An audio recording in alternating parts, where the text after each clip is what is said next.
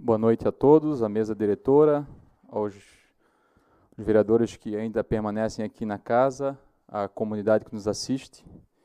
Eu queria dizer para vocês que eu, segunda e quarta-feira, das 7 às 9, eu não marco compromisso, a não ser que seja extraordinariamente. E eu acho que seria bacana que todos nós pensássemos assim, porque a gente só tem para deliberar as matérias na segunda e na quarta, eu acho que é importante e vale a pena pensar nessa questão.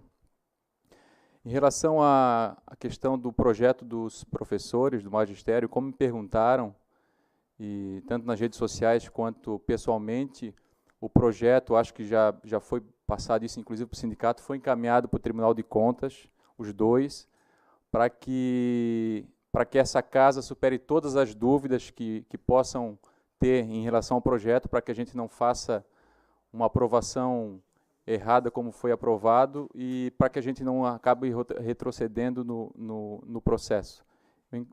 Por favor, vereador, uma passo à parte. Só para ajudar o senhor, muito obrigado, vereador. O senhor toca em um ponto bem importante.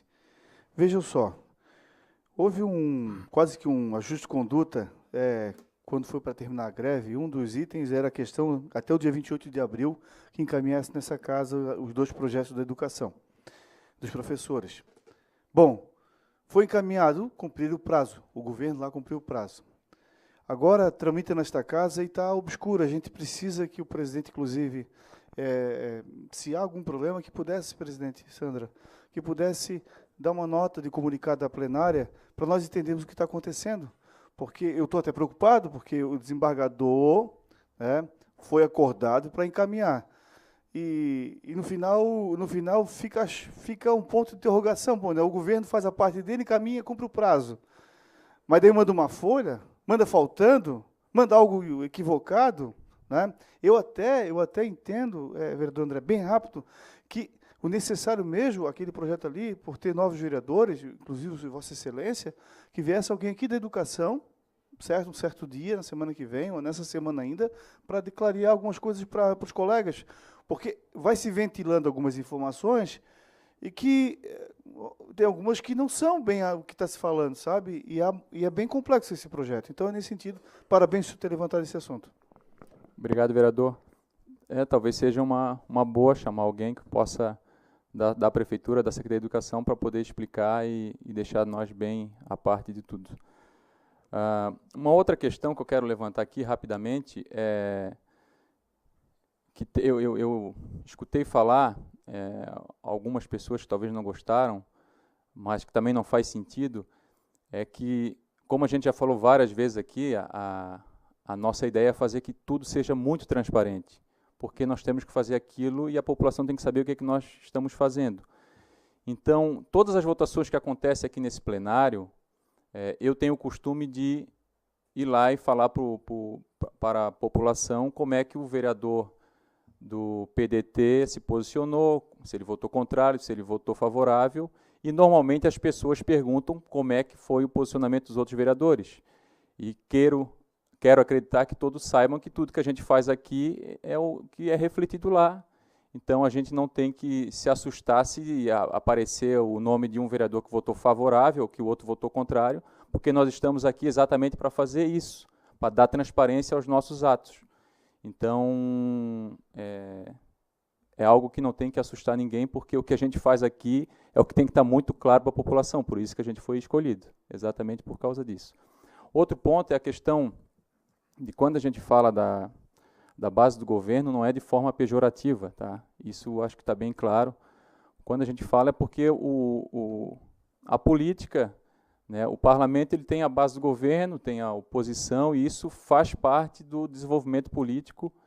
Então, existe a base, existe a oposição, existe quem é independente, mas não é de maneira nenhuma de forma pejorativa. É porque a base existe, é uma base, eu acho que todo governo tem que ter uma base, e para deixar claro isso, porque às vezes quando a gente fala da base do governo, não é para criticar as pessoas que são da base.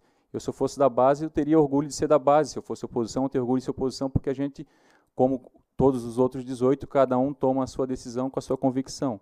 Então, ser da base do governo, ou ser oposição, ou ser independente, faz parte das questões políticas parlamentares. E, por fim, eu ia pedir uma parte do vereador Caê, não pedi. Hoje fazem 13 anos da morte do Leonel Brizola. E o Leonel Brizola era um político que ele estava à frente do tempo. Vocês podem ter certeza disso. Sempre, até como sugestão, vale a pena pesquisar um pouco como é que foi a vida do Brizola, como é que ele prosperou na política, quais eram as bandeiras que ele defendia, independente de lado, quem é de esquerda, quem é de direita, quem é de centro, quem é de extrema, enfim, porque ele foi um grande político. Foi vereador, virou prefeito de Porto Alegre, virou governador de Porto Alegre. Quando tentaram dar o golpe em 61, ele brigou, conseguiu que não dessem um golpe.